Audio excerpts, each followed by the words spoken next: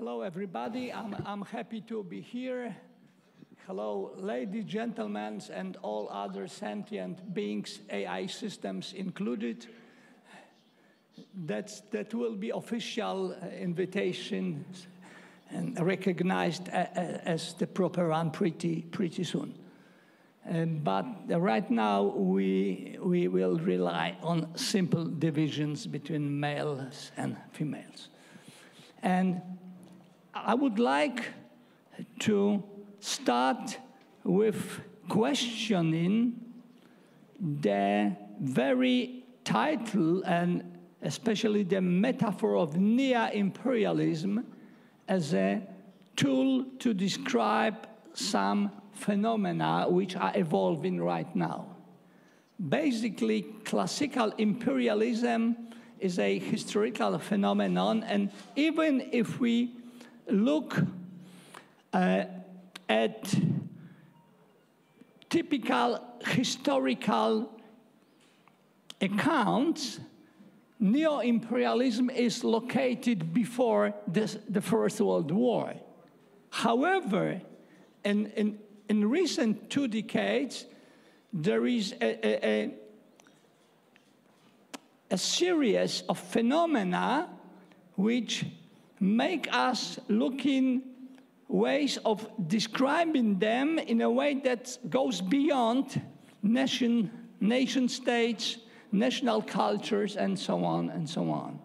And I first, in this first round, I would ask you to describe your position to usefulness of this very notion of neo-imperialism.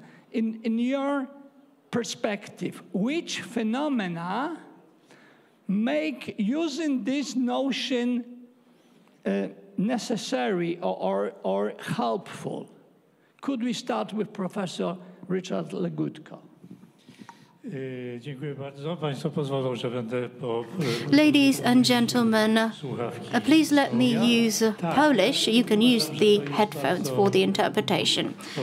Yes, I believe this is a very useful notion. I use the term imperialism as defined in the book of Yoram Azari. Zbliżony, może nie dokładnie. Imperializm, czyli imperium. I understand imperialism as a part of an empire. And what is an empire? Kolejny poziom. An empire is the next level of a political organization. We have the state, the national state. Mamy federację. Then we have a federation, which is more or less a voluntary association of different political bodies. And then we have the empire. An empire is usually even larger and is created through subordinating. There are different forms of that. You don't have to use military force or force at all, while neo could refer to these forms of subordination that we see in today's world. Professor Zybertowicz asked about the phenomena that illustrate this. I will give you 3 facts or 3 events that I believe illustrate modern imperialism. One event concerns the European Union. The Cultural Committee of the European Parliament has been pestering Minister Czarnek due to his curriculum for teaching history in Poland. Education is not within the remit of the European Union. This has been expressly stipulated. And still, there are pressures to adjust educational curricula to this higher political institution. Usually, an empire uses its representatives to govern its lands. And it is looking for such representatives that will take over the area of education, which is not within its competencies. That is one example. Here, the European Union is a form of a contemporary form of imperialism, as I defined it earlier on. The second example I would like to give to you are the exploits of the ambassador of the United States to Poland, Mr. Marek Brzeziński, who is directly interfering in the legislative process. He is writing letters of complaint, letters with instructions for the marshal or the speaker of the Polish Sejm.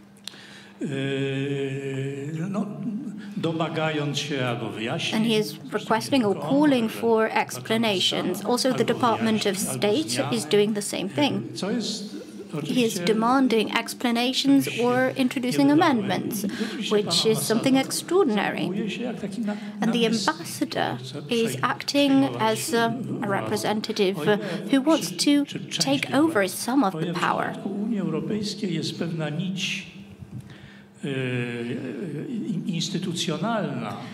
In the case of the European Union, we have an institutional network, and we are part of that network. In the case of the US, there is no such network. We are allies. However, the concept of an ambassador to interfere with the legislative process is, how can I phrase this? If this is accepted on both sides, then this is some form of an empire. We still need to identify what exact or specific form of empire that is. However, we can see clearly that there are those who govern and those who are subordinate to their rulers. We can see that some are trying to govern to take over independent nations. The third example that I want to discuss is not a reference to Poland. It's the example of the UK. I'm certain you're aware of this example. Perhaps you read recently that one of the mathematics teachers in a British school, during class in a female school, praised one of the female students that she completed a mathematical exercise well. He said, "Well done, girls." And he was expelled from the school because one of the female students identified as a young man. This is not an isolated case. It happens not just in the UK. We can give hundreds of such examples, perhaps not in Poland, though please do feel free to correct me if we've had such cases. This is happening in Germany, in France, in Canada, and New Zealand. The UK is not a member of the European Union. It has withdrawn triumphantly from the EU. The UK said we're not going to listen to bureaucrats from Brussels. Very well. It turns out there is some supranational structure which is difficult to describe that has subordinated the UK society to a large extent, just like it has done with the Canadian society, the French society, or any other such societies. This freedom and liberty in pursuing policies has been significantly narrowed. The question is, how can we combat this? Also, what are the reasons for this happening? How is this invisible empire evolving? How come it has acquired such great power that a sovereign and powerful nation, one of the most meaningful countries in the US, the UK is subordinated to this empire. I understand that this is a challenge for Dominic Barbaric, and there was nothing personal, no. No, but it's a sort, at least a cultural challenge, and a challenge to an islander. Yeah, no, thank you. I think the analysis is correct, and it links to what I was also going to say about the usefulness of the understanding of a neo-imperial order with respect to having in imperial conditions people who don't know their place. In the Roman Empire, it was quite late before citizenship was wide to all, although my panelists are even greater experts on this than me. And so empire tends to facilitate degrees of participation rather than an equality of participation. And in that journey, the question of where do you get your individual authenticity from arises. So when we see the changes in the global order, I thought it might be useful to lend our resources to two of the greatest kind of sociologists of the 19th and early 20th century, Emil Durkheim and Max Weber, who had competing views about how the economy would unfold and the impacts on our own moral individuality within that process. Emil Durkheim wrote his dissertation on the division of labor in society.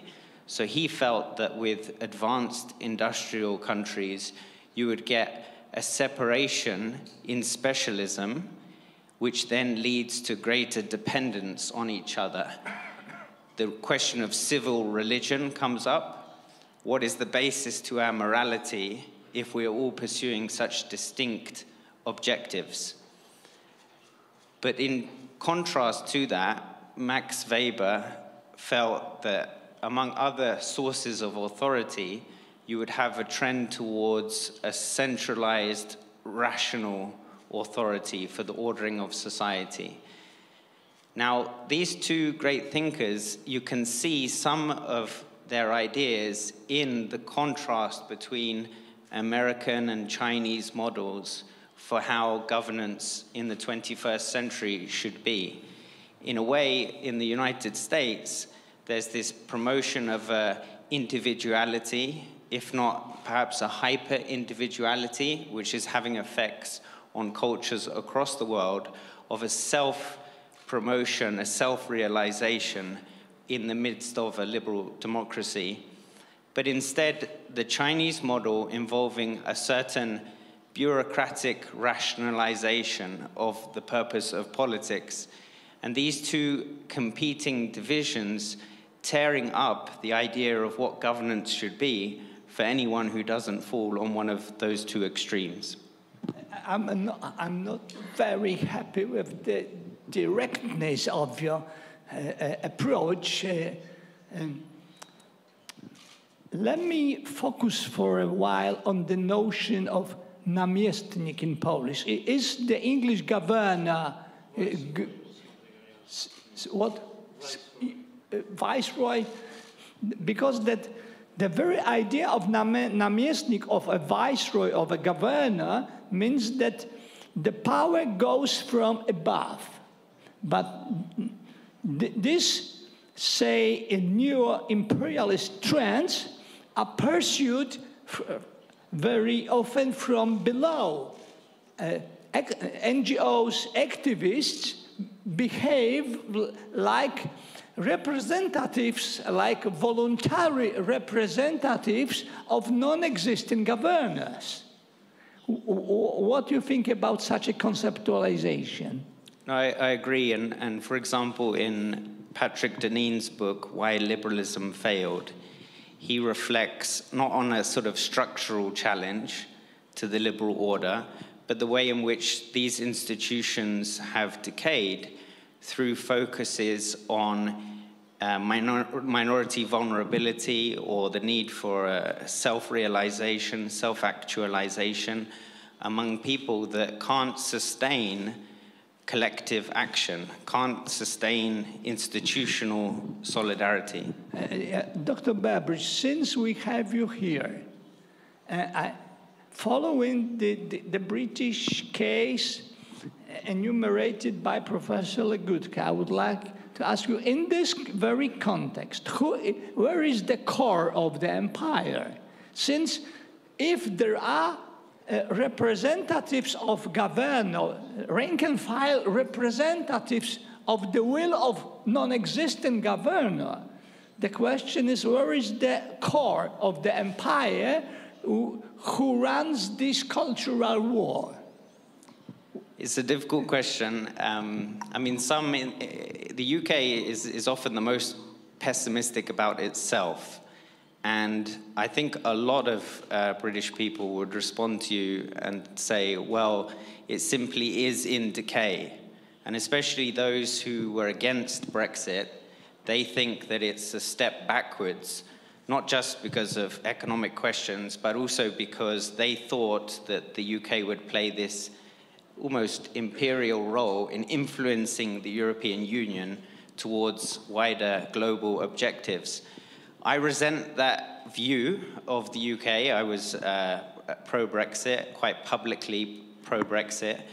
But part of the reason is because if there is any strength in the UK, it lies in its mixture. It always has. So a mixture between monarchical, aristocratic, and democratic elements, a mixture between legislative, judiciary, and executive elements. This is something that Montesquieu identifies in Britain, and also Alexis de Tocqueville, that in a way you're strong when you don't depend on only one part of government getting it right. And so a part of the challenge for me with the European Union is how much it seems that Europeans depend on individuals in the Commission just happening to direct the right thing at any one time. And we might think that all the individual commissioners are great today, but their interpretation of the treaty presents a rather centralized model and shifts us a bit away from American ideas of separation of powers and a bit more towards Chinese bureaucratic rationalization of the economy and politics together. Professor Legutko, do you agree that if there is an empire, it has to orchestrate its policies? And if there is an orchestration, long-term orchestration of policy, there must be a core. Where is the core, the site of power of the new empire, which is pursuing this cultural war step by step, which is unfolding next layers of this situation? W przypadku Unii Europejskiej, no to jest dość łatwa odpowiedź. Well, in the case of the EU, the answer is rather straightforward. Takie jądro właśnie. That's where the core to, co pan is. doktor, prawda, przed chwilą mówi, tam zniknęła jakakolwiek dyferencjacja władzy, There is no władz. differentiation Te funkcje się nakładają, in terms of power, in terms of division of power. Komisja, Rada, Parlament, The Commission, the Council, Parliament, Court of Justice, they in fact work hand in hand, representing a huge chunk of the elites and some of the public perhaps, but the large part of the public have no influence over the process at all. That's pretty clear. But what about Great Britain?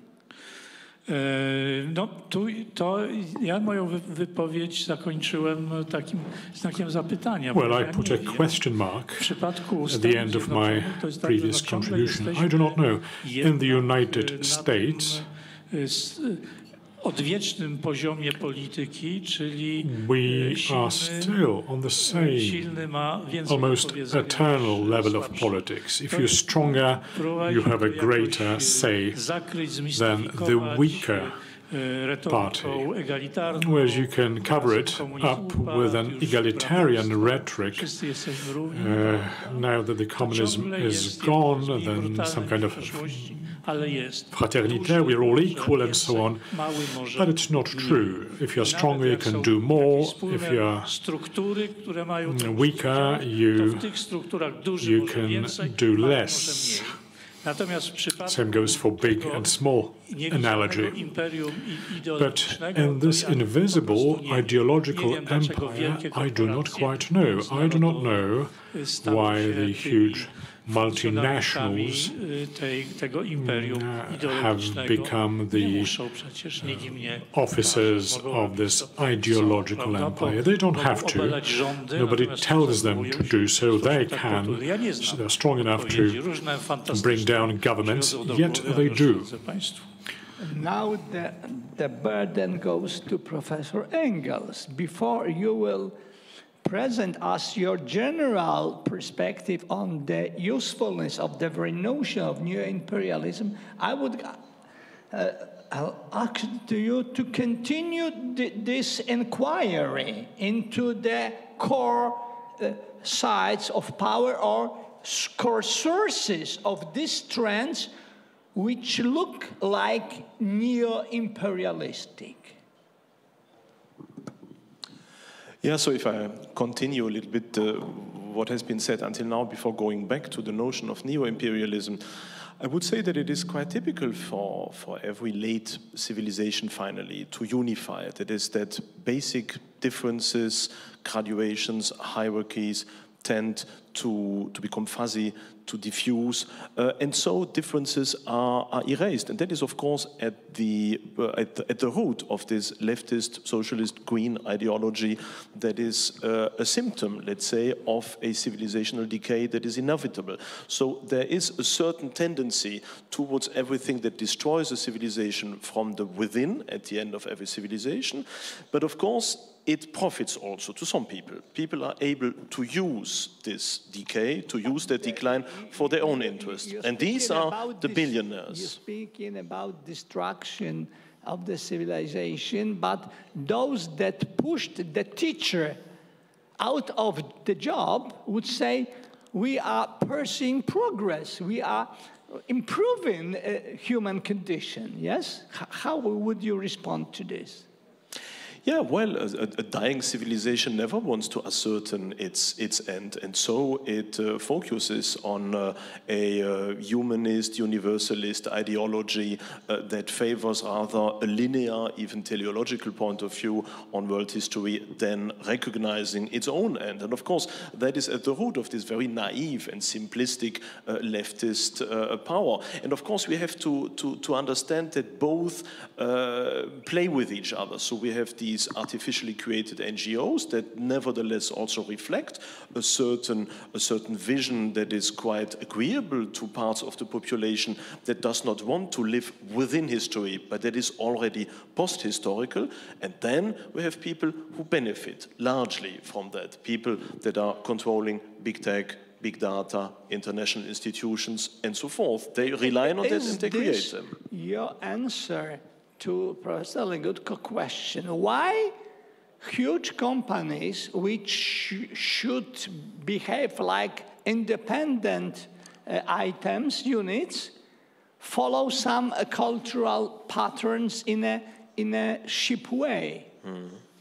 This is just a passing evolution. I'm quite sure of that. I mean, we can understand why historically it came to this, as I explained, but we are now entering nearly the phase where what I've called billionaire socialism is completed.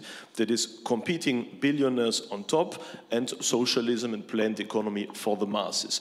This is now nearly completed, and now we will see the first cracks in that system as some of these billionaires will discover that they want to rival with each other and to compete. And that is when politics again will start. We see already now with Elon Musk, for example, that he's the first of those billionaires who has recognized that it could be interesting to play on the field of conservative interest in order to gain marginal advantages in comparison to the others. And so I expect that in the next 5 or 10 years, this apparent unification of ideology coming from top down will crack up, and that we will see a renewal in some parts of conservative ideology that will be adopted by some of these billionaires. I think that Musk is only the first one. And then, of course, we will have a large-scale competition by both, and in my view, that resembles very clearly what we saw at the end of the Roman Republic when all those oligarchs and mighty senators were fighting each other,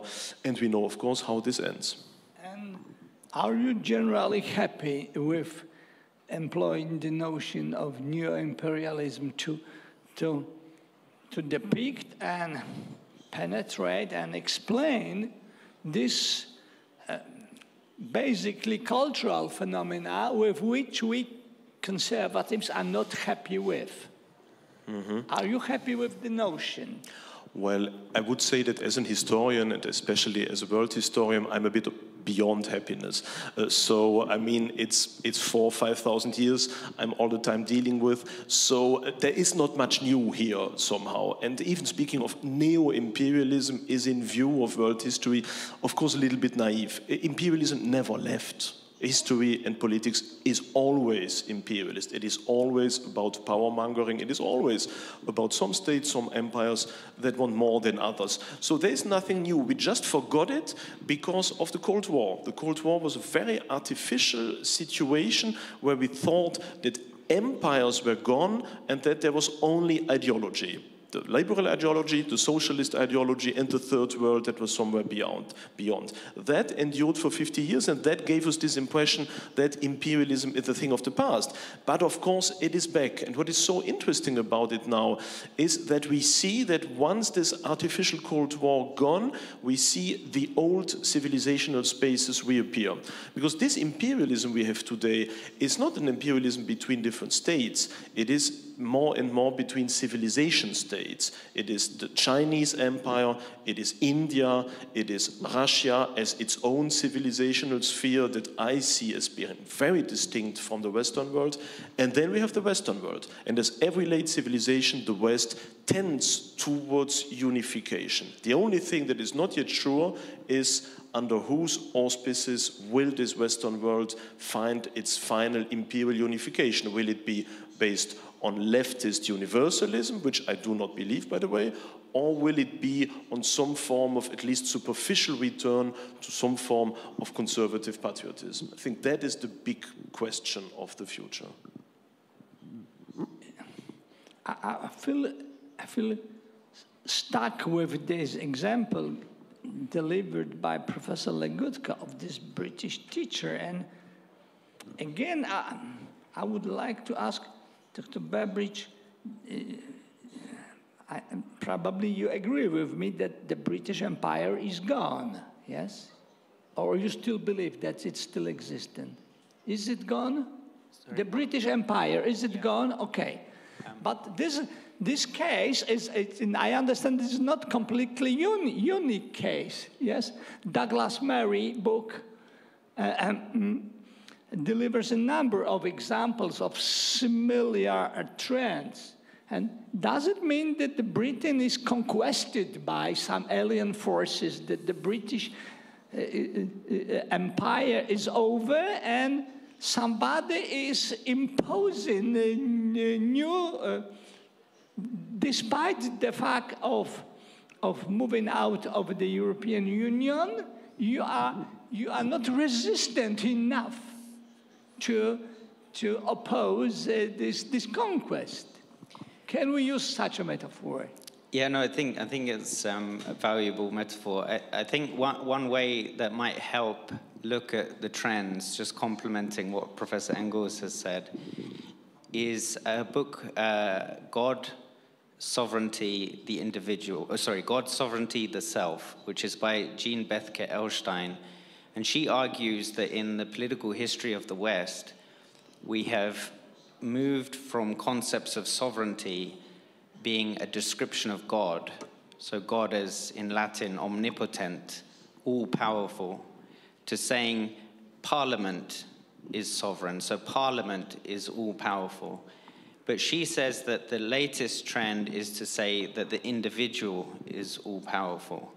So it's a movement of what we understand to be the ultimate source of authority for our affairs. And he explains why, for example, it can look like an ideology has come in without there being any specific political party to advocate for it. Now, in terms of whether this is the only story, I do think that trends are changing. Trends are changing in Europe. One of the very interesting points to observe in the UK is changes within feminism. So we would normally count feminism in terms of a movement to individual empowerment. But in the UK, it seems as though feminism has started to come into great debate with the LGBT woke community. And that change you're starting to see in other examples as well.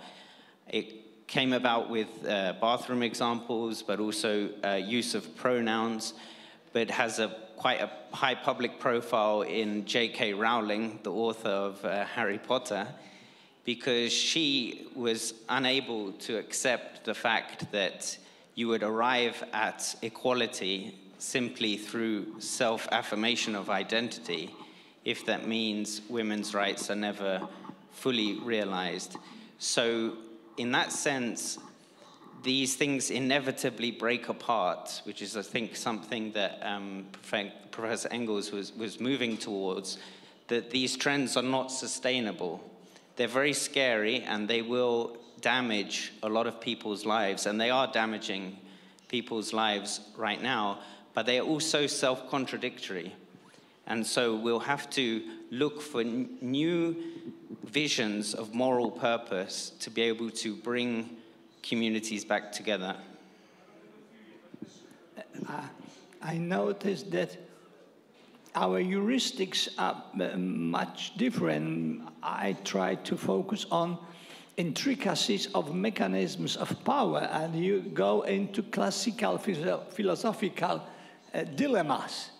And I would like to go more down to the earth, and would it be, I would like to ask all of you, would it be in the perspective that you all delineated now, would it be legitimate to look for an impersonation of these neo-imperialist policies which we are not happy with, to look for the impersonation and namely mention George Soros and his network of institutions? Is he a sort of impersonation of these neo-imperialist trends that we are not very much happy with? Professor Legutko.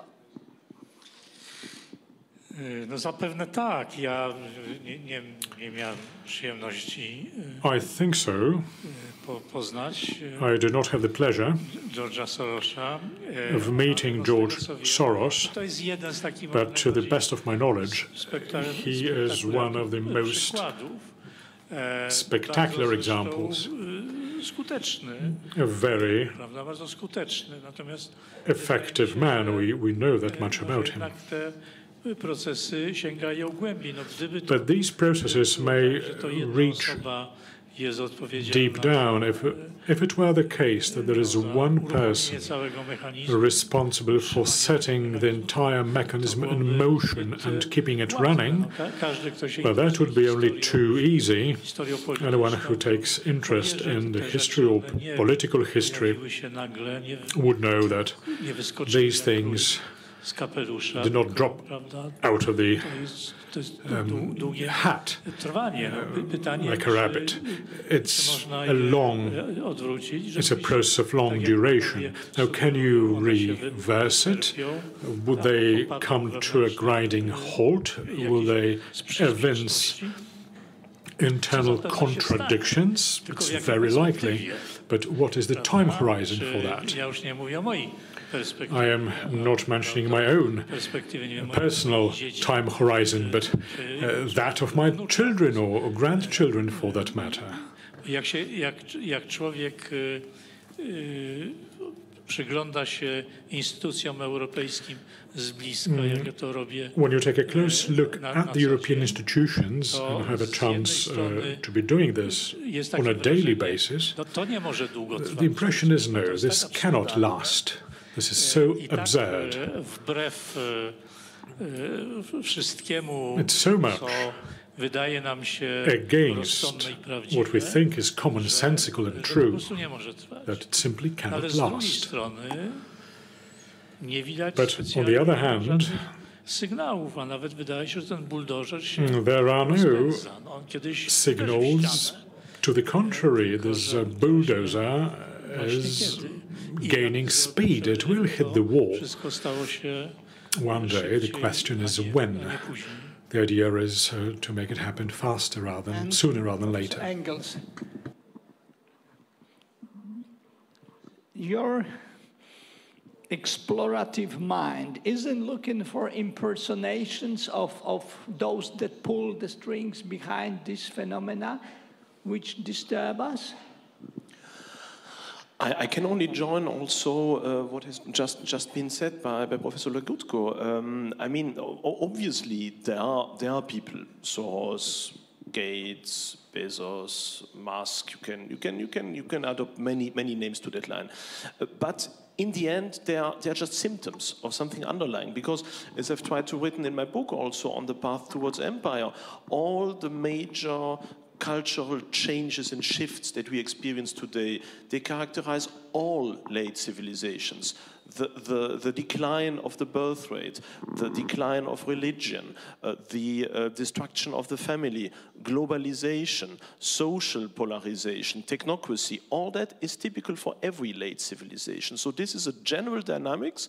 And of course, you will always find people that will benefit from them, but it's not them who invent them. They are hiding the tiger in a certain degree, but they are not the tiger themselves. And so it wouldn't help to just switch or exchange these people by others, as long as the general dynamic is not exhausted. And for the moment, what we have to realize, very unfortunately, is that for a large majority of the people in the West, they are not fundamentally opposed to it. I wouldn't say that they are in favor of woke policies, but at least they're disinterested. And most of them somehow come to terms with them, because it reflects also their own point of view. My impression also of my students, even here in Poland, is that they are already beyond history. They're not interested in the weight of tradition, of belief, of faith, of traditions, of the past. They want to have their own fun, they want to have their life, they want to have their small ambition, and they want to be more or less accepted by the others. So they're fundamentally opportunist, but they are not martyrs. They are living their life as such.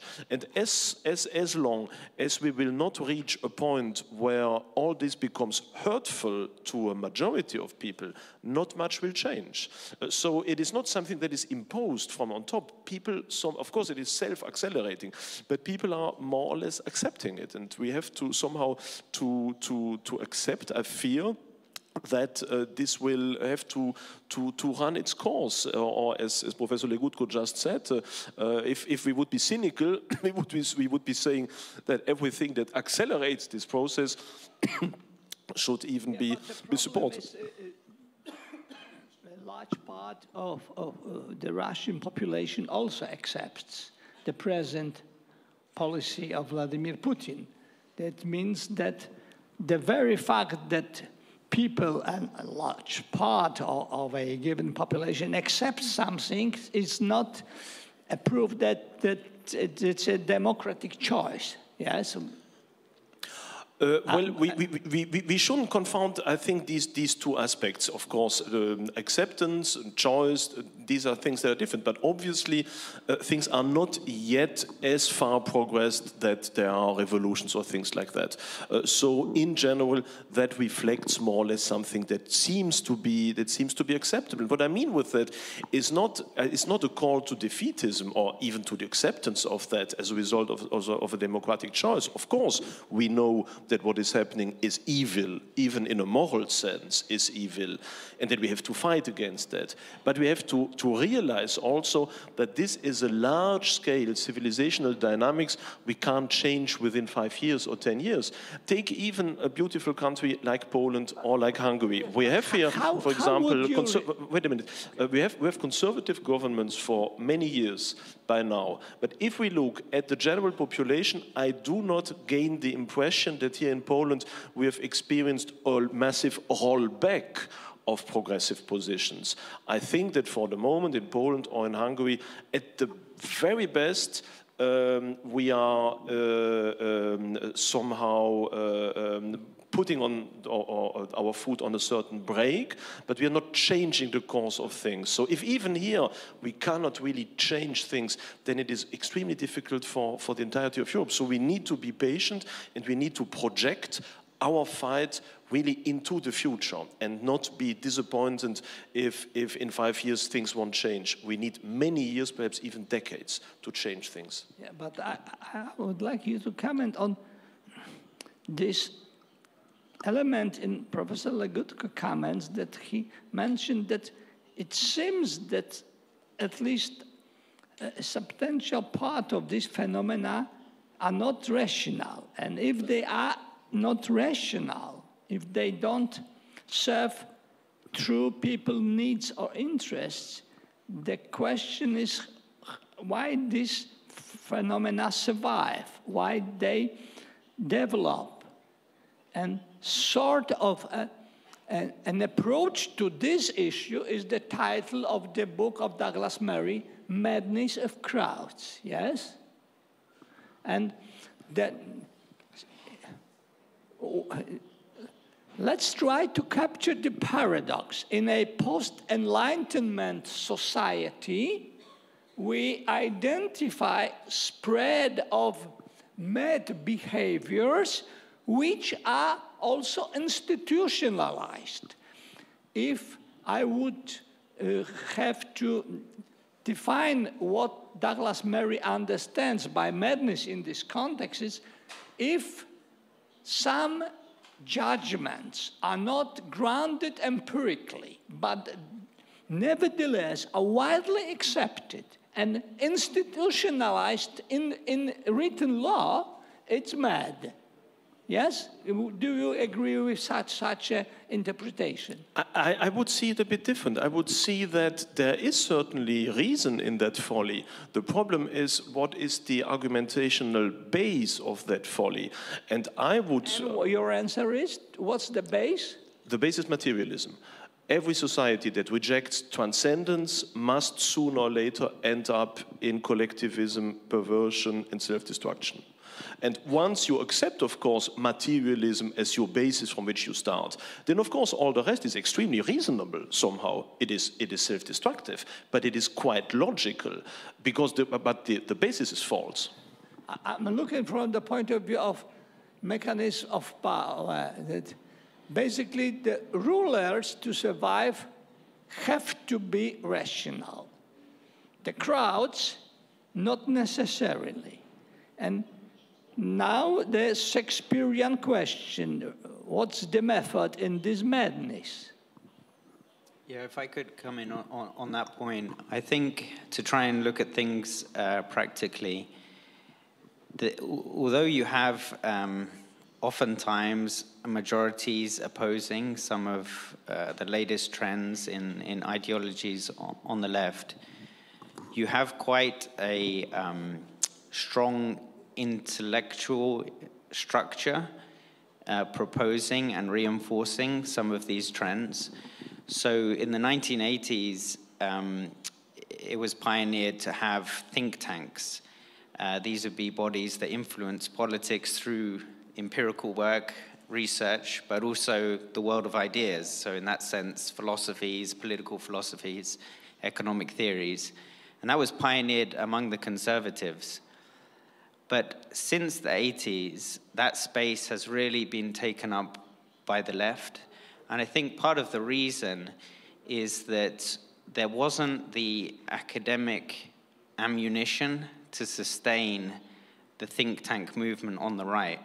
Oftentimes in the States, it descended into quite a simplistic free market approach, losing some of the other elements that sustain exactly the transcendent aspects of community, of faith, of tradition.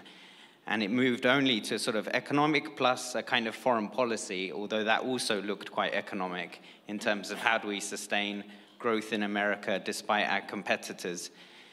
And so what you've seen in the West since then is ideas coming from notions of equality in left-wing think tanks that are reinforced by left-wing university professors that apply themselves to judicial review of government action. So they avoid the need for majoritarian support. They appeal more to laws of equality or Charter of Fundamental Rights, European Convention of Human Rights, and they say that a correct interpretation of that law, which is probably very vague and could have been interpreted many ways, a correct interpretation only lies within the left's notions of equality, and therefore government by law needs to pursue a certain agenda, and we will be the ones to assess whether they meet the targets or not.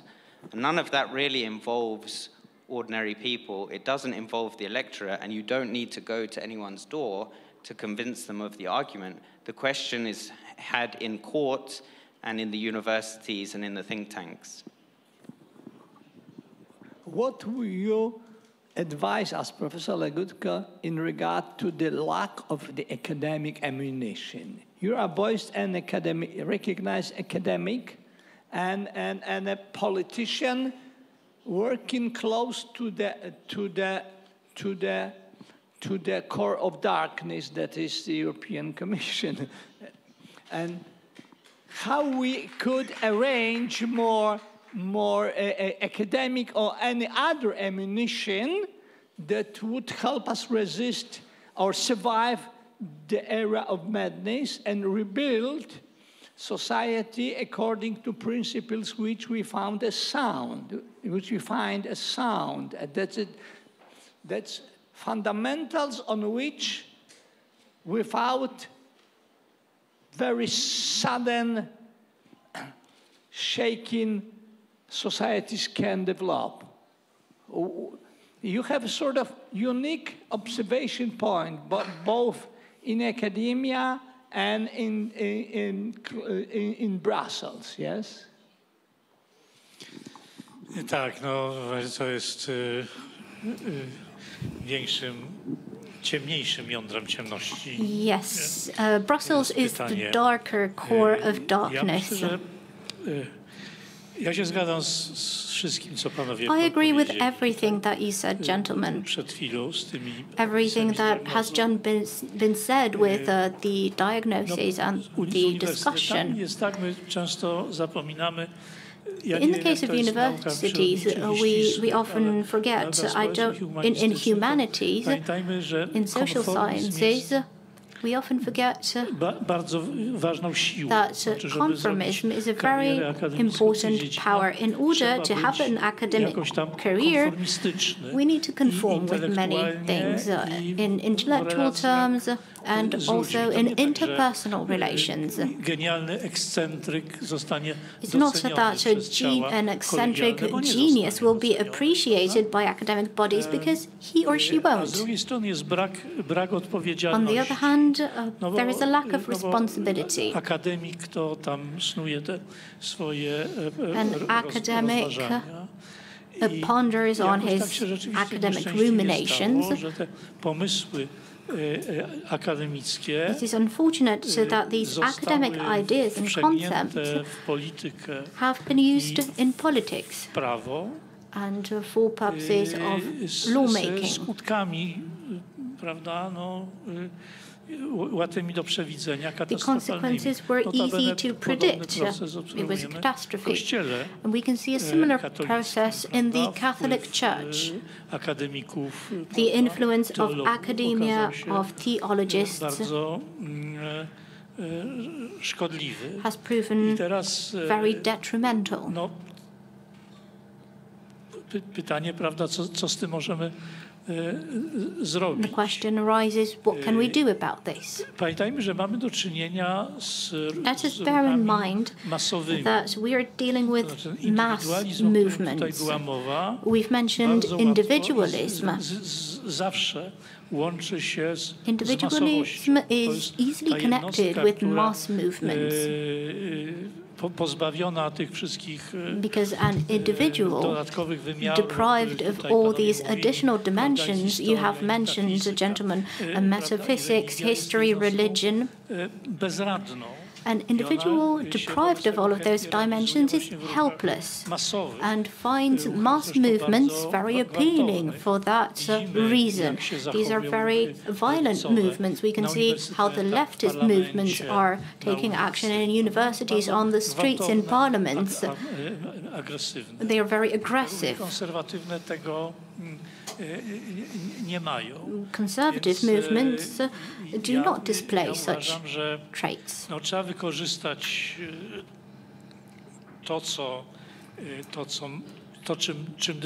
I believe we should use what we have at hand. We should try to enrich the image of man, to make him less helpless in the face of all of this craziness.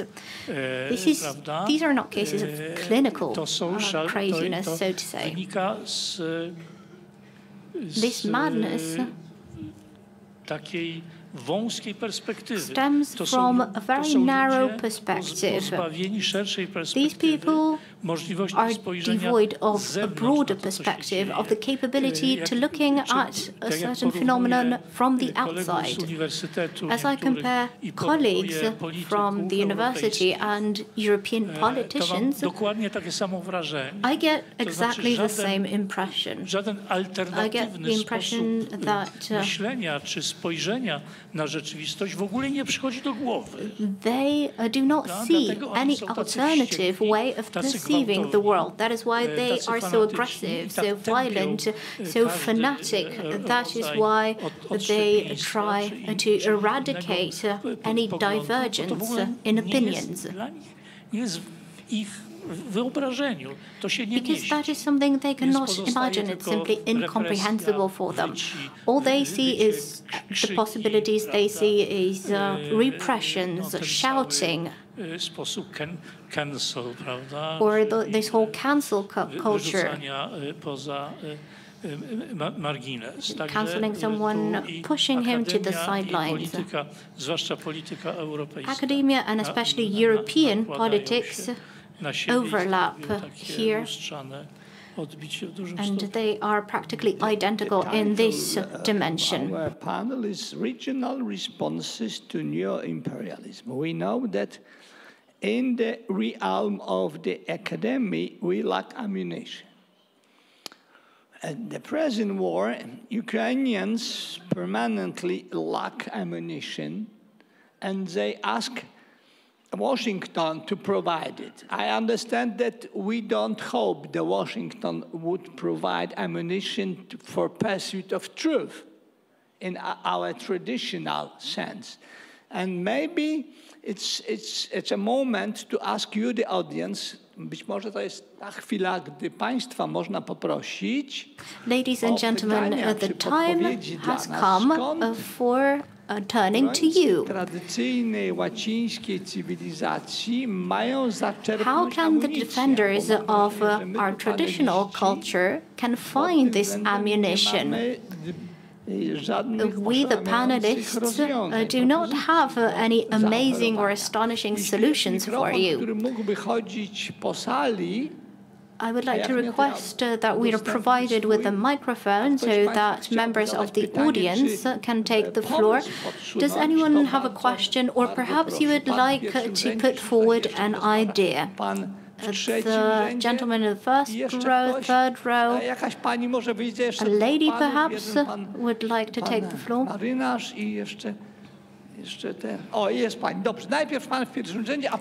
The gentleman in the first row goes first. Dzień dobry Państwu, dzień dobry szanownym prelegentom. Dr. Wiesław Abraham, ladies and gentlemen, good afternoon. Just a glimpse of my life. You just have to be yourself, you have to be consistent, you have to defend your views to the very end. When I graduated in electronics, I was told that since I was the top best student, I had the opportunity to become an assistant. It wasn't that easy. The truth was revealed when I saw a letter from the rector that the executive supports this candidate, but a week later they changed their opinion. They withdrew their support. I could not remain at the Warsaw University of Technology, but I always ask God for support and I share my concerns, and he said, I will help you. I found an announcement that the Polish Academy of Sciences is looking for an assistant who specializes in electronics and likes medicines. It turned out to be the right place for me.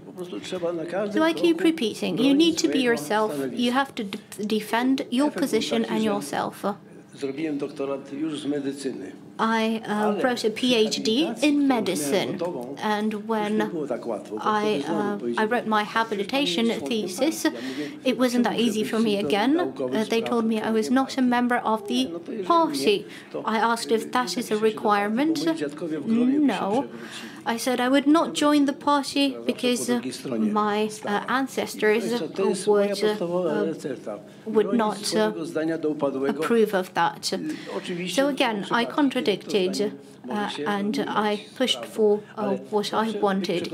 You have to remain to be yourself. You have to be certain that what you're doing is the right thing.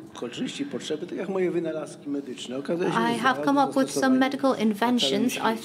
They have found practical applications across the globe. My students are congratulating me now, and they're telling me that I am doing wonderful things. Thank you, and I wish you such feedback. I don't know if it would be correct to say that was the male perspective, and now I hand over to the lady. Dzień dobry Państwu. Elżbieta Budakowska, professor of the University of Warsaw. Good afternoon, ladies and gentlemen. As I listened to this very interesting discussion, I would like to put forward a suggestion that everyone interested read a publication, Cultural Marxism. I would like to recommend that everyone read it thoroughly, understand it well, and then start publicly revealing these practices that we've discussed here. Thank you, Madam Professor. Another professor of medicine, Piotr Czauder. I was greatly fascinated by what Professor Engels said. This cultural change we're looking at now is happening, is not very noticeable. Most of the society is passive. Government institutions are being kidnapped or hijacked and forced to adhere to these new rules and understand the law in a very specific way. Is there any way to make the majority aware of the fact that we are experiencing madness, as in the king's new clothes? Is there any way to reach out to the society and to make them aware of the possible consequences of these changes, of this shift, which is characteristic of the demise of empires? I don't know how we should do this. I think it's the only way to mobilize the society to take action, to protest. Thank you. I can give the floor to 3 members of the audience, but I would like the panelists to remember this question. How can we show that the king is not wearing any clothes? The captain of deep sea sailing. Mr. Professor, you've posed the question, where should we be looking for ammunition to defend ourselves against neo-imperialism in ideology? I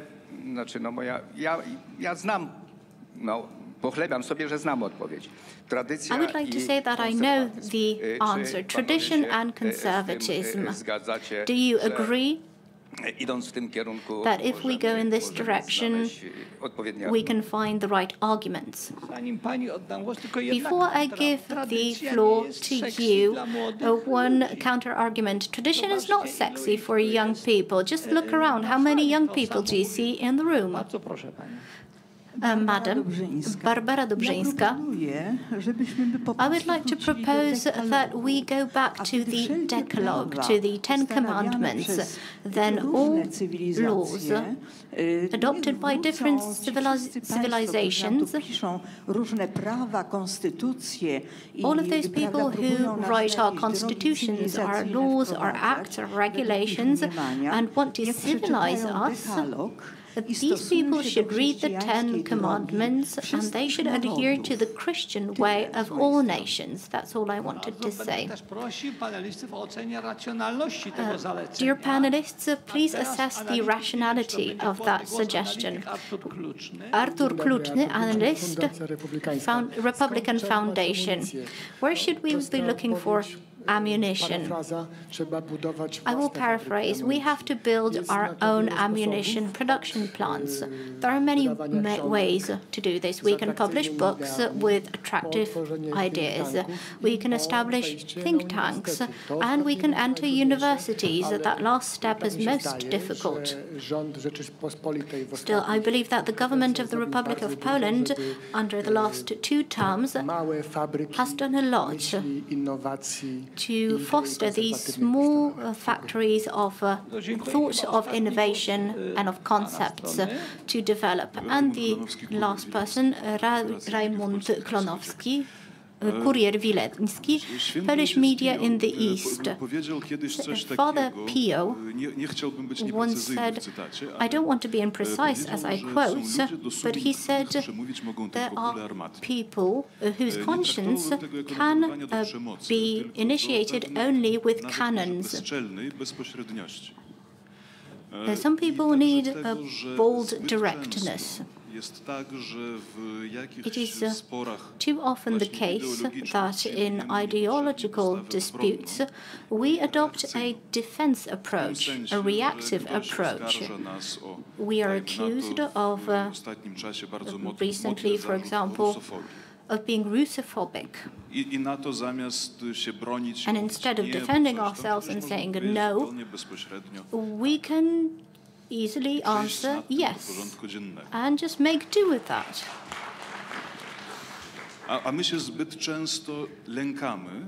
We often have too much fear. Perhaps we have a complex about our tradition that we want to draw from, that we do not have sufficient knowledge about our tradition, and we give the battlefield to our opponents. Notice that some of these voices support each other. there is a sort of tendency, I'm not sure to what extent this is a sort of vox populi, but there's at least a vox conservativa, if I may say this way. And I would like to start with Professor Engels. What are your comments to this proposal, how to gather more ammunition in order to defend our values? And not only, as I gather it, not only to defend, but to initiate some counterattacks.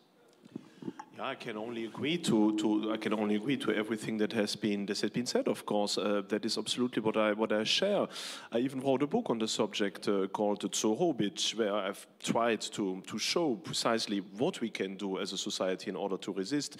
Nevertheless, I think we need to separate different countries. We need to separate the situation in the east of the European Union and in the west. In the east, here in Poland, at least there is still some possibility that the government and the population somehow realize what is happening. I think in the West it is quite different, because we do not lack ammunition. There's a lot around. We have many intelligent people. We have many brilliant books.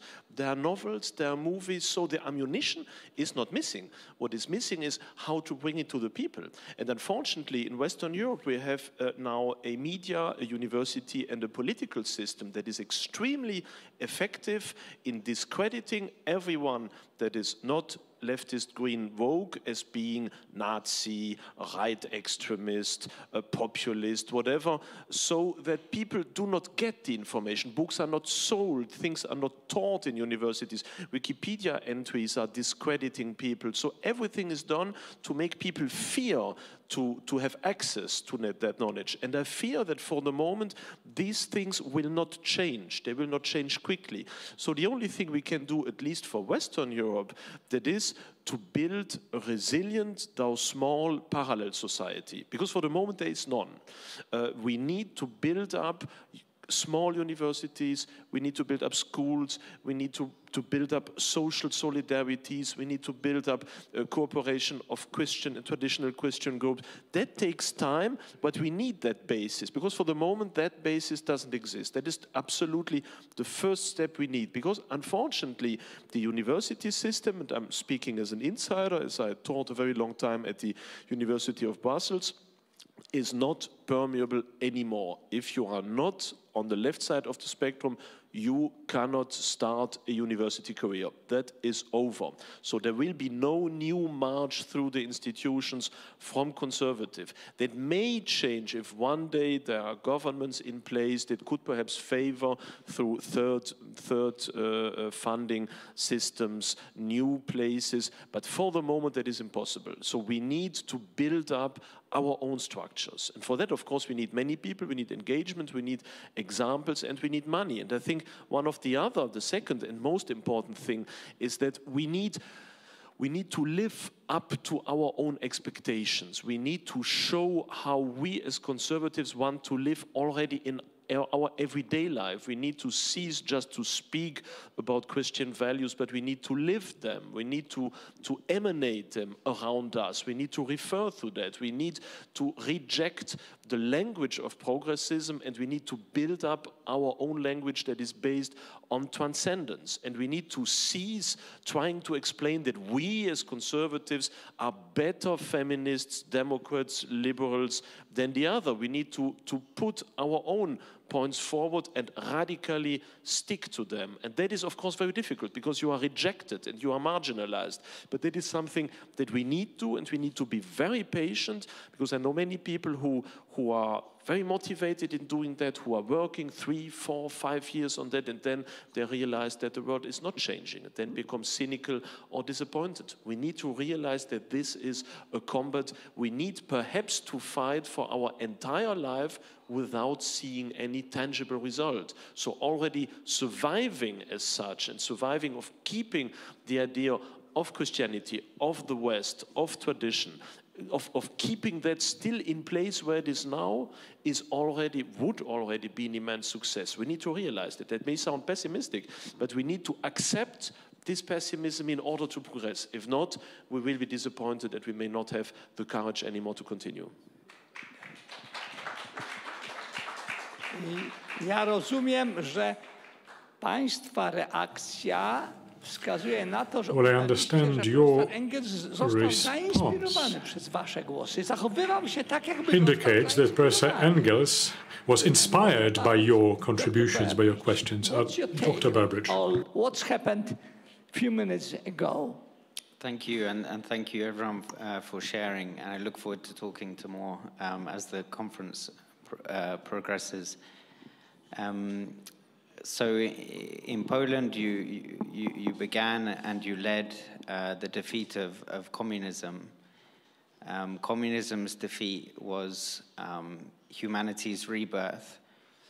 The challenge came in the materialism of communism and its a focus exclusively on economic gain, entering also on liberalism and our idea that politics is really only about the economy and self-enrichment. And so whereas communism had a collectivization of that materiality, now in the West we seem to have an individuation of that materiality, but it's still lacking the transcendent. Of course, leading the global counter-offensive to communism was St. John Paul II, and he developed an idea of personalism within his thought. So he understood that it's not sufficient to resist communism or Marxist views of the person if you don't have a complete and integrated idea of the human person. So the reason why John Paul II was emphasizing personalism was that individuality would be too restrictive of the love and the abilities of the human person to serve others. So his idea of personalism has a self-realization, but it's through family, through community, through friendship. In a way, you can't really understand him without the image of him hiking in the hills with young people, going to say Mass in the mountains, that personal connection being essential for restoring everything that we value. I think this is something that needs to be rediscovered within Poland and offered to the rest of the world, because the forms of hyper-individuality are not going to be answered by a return to collectivist or state-based logics of what we need as new policies. Young people won't listen to ideas that you need family as a policy or a higher birth rate, or you need to follow religion by obligation. But they are lacking in the depth of human relationships that liberal individualism doesn't provide, but ideas like John Paul II's do.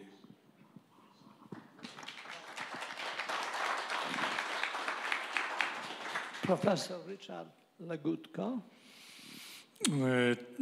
Tak, ja oczywiście zgadzam się z tym, co było powiedziane. Naturally, I agree with what has been said on both sides, by colleagues, panelists, and by the participants. 3 points seem extremely important to me. Maybe before I point them out, the ammo factory. Well, this is a powerful ammunition factory. Poland, the great project, is just that. No i w ogóle fakt, że jest tam ten parasol w postaci instytucji państwowych. And the sheer fact that the state institutions provide a shelter for us and are well disposed is extremely important too. But the 3 points. Firstly, we live in a language which is ridden with lies. When we think about pluralism, we really mean monopolistic ideology. When we say tolerance, this means that you can club anyone who does not agree with you.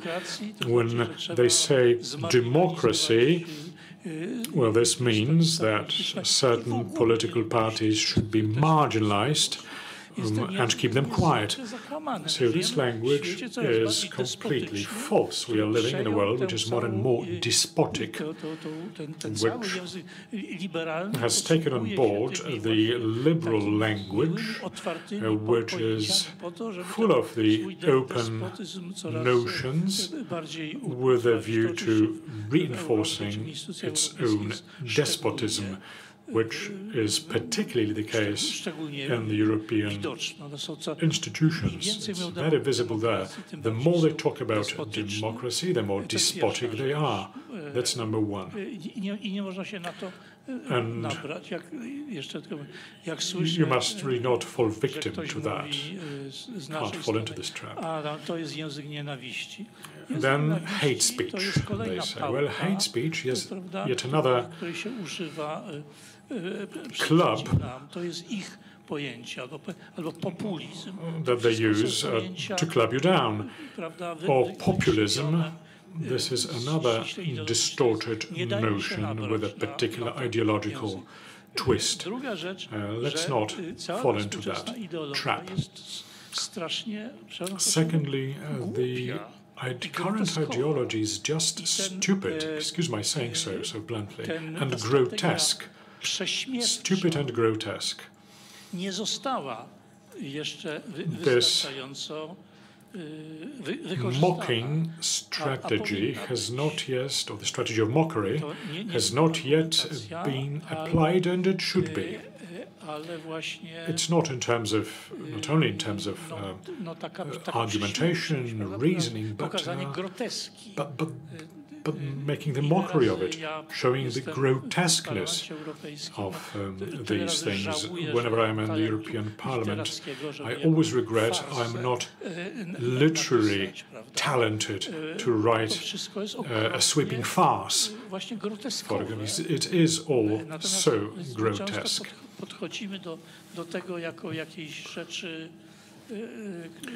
But we oftentimes approach this reality as if it were for real, as if it carried a real message. Of course, the message is dangerous, but it's so silly, it's really begging to be mocked. And another point. You did say, Professor, that tradition is no longer sexy for the young people. I do not know. Maybe it is, maybe it isn't. But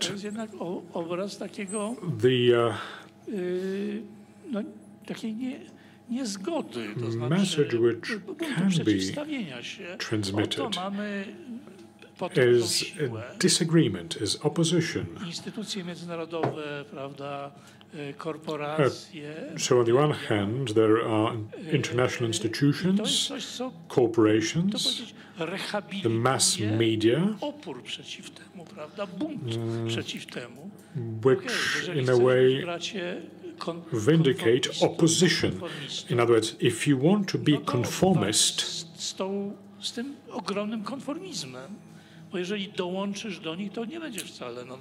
you want to be a nonconformist, fight the conformism. If you join them, you will certainly not be a nonconformist. You will simply become part of the orthodoxy. If you are brave and cavalier about things, well, why don't you take issue with this major force?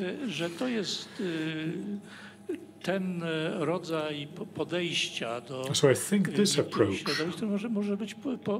may be actually inspiring in some communities, because this is an invitation to think differently, to discover the truth about human beings.